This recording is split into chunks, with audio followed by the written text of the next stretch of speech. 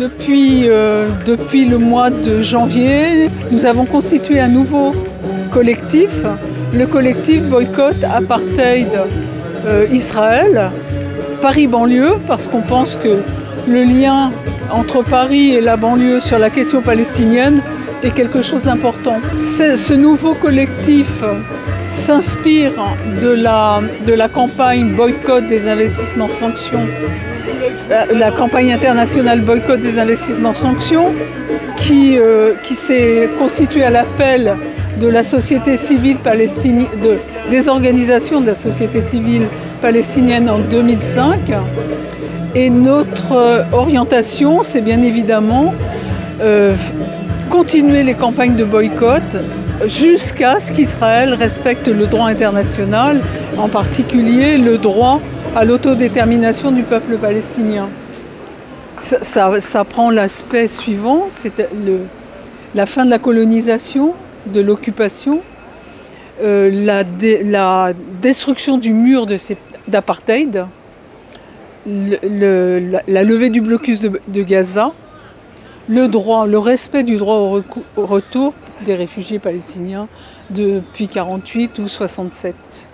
Voilà, c'est véritablement le lien avec l'appel historique de 2005.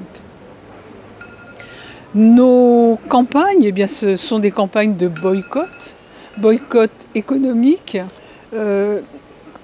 Puma, les actions contre Puma, des actions à l'occasion des fêtes de Noël ou du Ramadan, de boycott du commerce des dates israéliennes et la promotion des dates palestiniennes pour soutenir la résistance du peuple palestinien en leur donnant les moyens économiques, un tout petit peu les moyens économiques de cette résistance.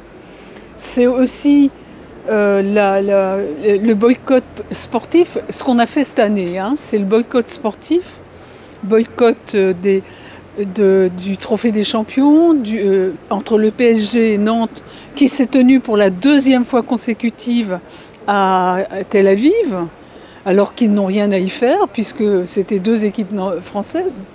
Et puis que c'est véritablement une complicité directe des autorités du football avec Israël. Boycott aussi de la Ligue des Champions, PSG, Maccabi Haïfa. Bon, on a distribué des tracts, on a mis des banderoles, enfin bon, on a fait ce qu'il faut pour alerter la population, même si ça n'a pas été, jusqu'au boycott réel. On a fait aussi le boycott 2 ans de suite de l'équipe Première Tech israélienne du point de vue du Tour de France. Pas d'équipe israélienne dans le Tour de France. Au contraire, si une équipe palestinienne pouvait être présente dans le Tour de France, on l'accueillerait avec beaucoup d'enthousiasme. Ça ne risque pas, parce qu'Israël fait tout ce qu'il faut pour interdire aux sportifs palestiniens de vivre leur sport dans de bonnes conditions. Si on reprend par exemple ce qui s'est passé à Gaza pendant les marches du retour, les snipers israéliens visaient les genoux pour faire des amputés à vie. Et ils en ont fait des milliers. Ça a été une hécatombe, les fameuses marches du retour. Et puis les hécatombes, elles ont continué. Si on regarde par exemple ce qui s'est passé à Gaza, entre 2008, 2009 et 2022, c'est-à-dire la dernière agression préventive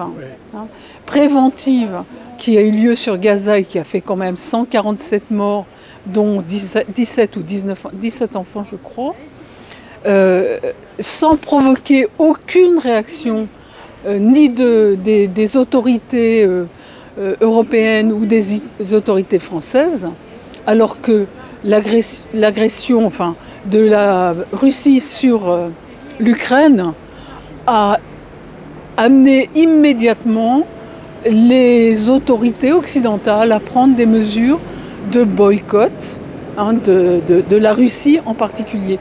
Là, rien.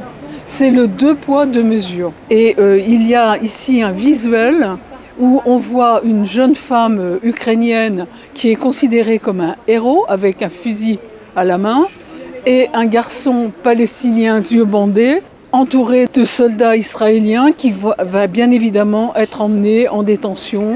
Il faut savoir qu'il y a actuellement 160 enfants dans les geôles israéliennes. Des enfants qui vivent des conditions absolument innommables. Et il y a aussi un autre aspect que nous prenons en compte de façon très, très déterminée, le soutien à la résistance des prisonniers palestiniens, parce que les prisonniers palestiniens, c'est une question emblématique du combat pour la libération de la Palestine. Je ne sais plus qui a dit, le sort de la Palestine est lié au sort de ces résistants prisonniers, pour la plupart d'entre eux en détention administrative, ce qui signifie qu'ils sont emprisonnés sans savoir pourquoi on les arrête, sans être jugés, pour une durée indéterminée, cette durée étant de 3 ou 6 mois, mais renouvelable autant que le décide l'administration pénitentiaire et les autorités sionistes. Il y a le cas emblématique de Salah Hamouri. Salah Hamouri, il a fait 20 ans de prison, il subit un harcèlement continuel de la part d'Israël. On lui a enlevé sa carte de résident. Sa femme enceinte a été expulsée et n'a plus le droit de revenir en Israël. Non, pardon, pas en Israël, à Jérusalem-Est, qui est la capitale de la Palestine. Il subit des harcèlements sans arrêt. Et là, en mars 2022, on l'a arrêté, mis en détention administrative pour 3 mois. En novembre 2000, aujourd'hui, le 29 novembre 2022, il est encore en détention administrative. Elle a donc été renouvelée 3 fois, sa détention administrative. Et le 4, l'autorité pénitentiaire va statuer sur son sort. Ça veut dire quoi? Ça veut dire que soit il est à nouveau soumis à 3 mois de détention administrative, soit ils l'expulsent parce qu'ils ne veulent pas de Salah Hamouri, militant des droits de l'homme dans l'association Adamir. Ils ne veulent pas de lui dans sa propre ville, Jérusalem. Donc je pense qu'il faut donner suite à la campagne que lance la CAT pour sa libération immédiate, envoie de lettres à Macron pour que celui-ci prenne pour une fois ses responsabilités. Je n'ai pas trop d'illusions sur le fait qu'il va le faire, mais le sort de Salah est véritablement... il est plein d'incertitudes et plein de dangers. Il a fait une grève de la faim avec 49 autres prisonniers contre la détention administrative. Et ils ont suspendu leur grève de la faim. Cela ne signifie pas qu'ils ne la reprendront pas, parce que c'est l'arme ultime des prisonniers, ces grèves de la faim. Notre objectif, c'est faire en sorte que la Palestine soit dans l'espace public. Parce que les informations qui sont données sont des informations biaisées. Les médias soit mentent délibérément, soit renvoient à dos la résistance des Palestiniens avec la force d'agression des Israéliens. Et ça, c'est pas possible. Donc notre présence dans l'espace public, en menant des actions de boycott ou en menant des actions d'information sur la situation en Palestine. Et notre slogan, Palestine libre.